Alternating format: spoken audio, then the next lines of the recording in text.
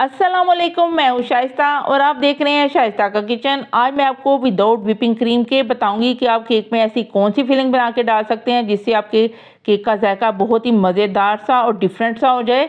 तो ये केक की जो फिलिंग है मैं आपको इसकी रेसिपी दे चुकी हूँ। ये एगलेस लेमन कर्ड की जो है फिलिंग मैंने रेडी की थी, इसकी रेसिपी पूरी मेरे चैनल पर मौजूद है। जिस किसी ने नहीं देखी, ऊपर आई बटन पर मैं इसका लिंक दे दूँगी, आप वहाँ से इसको चेक कर सकते हैं।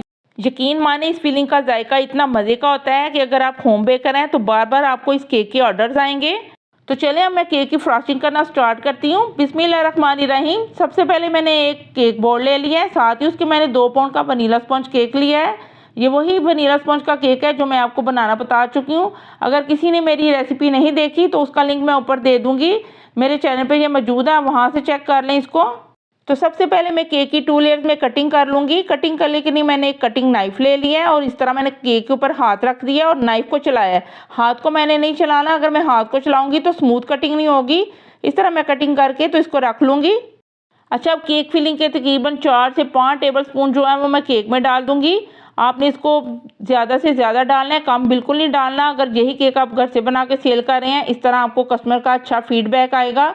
अब एक स्पैचुला की मदद से मैं इसको स्मूथ कर लूँगी। स्मूथ करना लाजमी है ताकि हमारा केक का लेवल जो है वो एक जैसा रहे, ऊपर नीचे ना हो।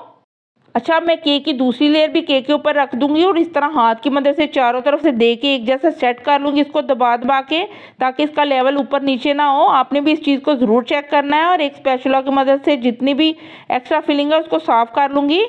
अब तकरीबन 4 से 5 टेबल स्पून मैं फिलिंग के जो है वो केक के टॉप के ऊपर भी डाल दूंगी और स्पैचुला की मदद से स्मूथ कर लूँगी। आपने ये अगर एक दिन पहले बना के रखी होगी फिलिंग तो बहुत अच्छे से आपके केक पे ये सेट हो जाएगी। मुझे भी जल्दी चाहिए था केक, इसलिए मैंने इसको उसी वक्त बनाया और थोड़ा सा ठंडा करने के बाद केक के ऊपर अप्लाई कर रही हूँ। आपने ऐसा बिल्कुल नहीं करना, अगर आपके पास टाइम है तो एक दिन पहले बना लें। अब मैंने एक कार्ड ले लिया, इसके ऊपर जिगजैग सा डिज़ाइन बना हुआ है। आपने अगर ये सेम डिज़ाइन बनाना है ना तो इस तरह के स्क्रैपर भी इजीली मार्केट से मिल जाते हैं, आप वहाँ से ये लेके इसको बना सकते हैं। तो देखिए कितना खूबसूरत सा ये केक बन के तैयार हुआ है। तो चलें अब मैं आपको केक की कटिंग करके दिखाती हूँ कि ये अंदर से कैसा लग रहा है। आपने देखा कितना सॉफ्ट सा स्पंज बना है। जब मैंने इसकी कटिंग की है तो कितनी स्मूथ तरीके से इसकी कटिंग हो गई है। देखने में तो ये लग ही रहा है खूबसूरत, लेकिन ये खाने में उतना ही मज़ेदार है।